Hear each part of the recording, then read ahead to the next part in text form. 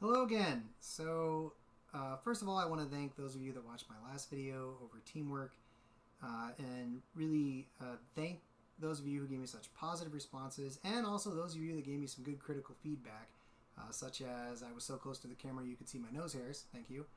And also that the video was a bit long, so I'm going to try to keep this one a bit shorter to the best of my ability. I think what I want to talk about today is bias. Specifically, three different kinds of bias that really come up a lot in modern society, and especially in the legislative process, and that is cognitive bias, confirmation bias, and anchoring bias. And these are the three things I want to talk about today. So cognitive bias is when you're basically, it happens because of a natural process that your brain does. It's when you try to simplify a decision so you can make it quicker. You simplify the variables involved in making a decision so you can make a decision faster. And that leads to what is called cognitive bias. It's oversimplification. Now, that brain process, it's there for a reason. The reason that we have this form of bias is because, say we're driving up the road to Chelan and we see something in the road, we're not going to sit there and think all day about what that is in the road. Or we're going to go into that brain mode where it's going to oversimplify the situation in order to keep us alive. In those moments, awesome thing, very important. It's the reason that I've had those decisions. Anytime you've almost been in a car wreck or you've had to make a quick instinctive reaction, that is your brain doing its job. The problem is that process still exists when we're making much more complex decisions. And our brain always wants to try to simplify things down to make it as easy a decision for our brain as possible, because it naturally, survival-wise, the faster you make a decision, the higher chance of success and you not falling into a problem. Some decisions, especially legislative decisions or decisions that affect your family or your friends, those are things that you really need to take the time to think about all the possible impacts of making that decision. You have the time to think about it, so you should take the time to think about it. And you shouldn't oversimplify the situation, because that can lead you to making the wrong decision.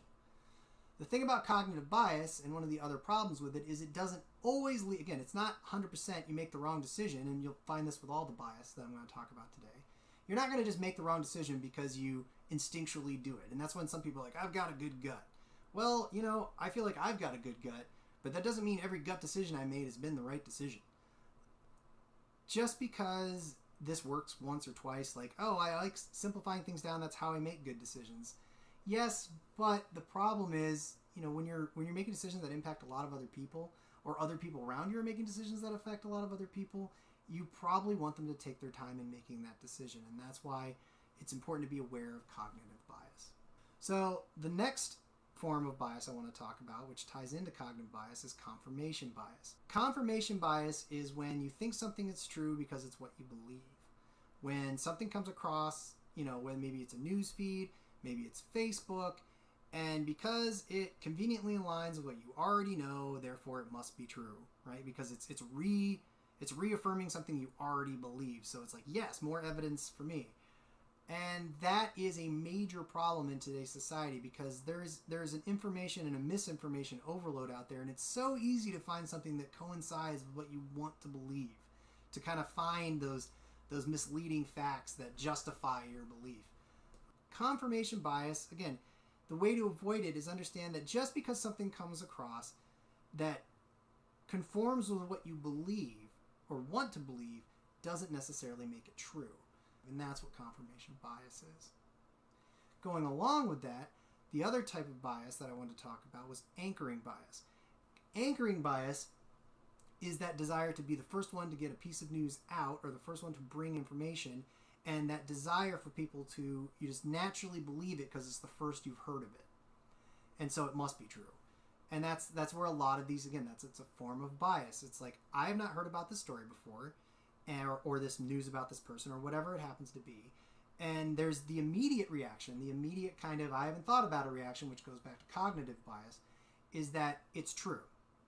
The problem with that is media organizations know that anchoring bias exists. That's why there's always that, we got to be the first one to get this story out. And what that means is they need to take advantage of anchoring bias.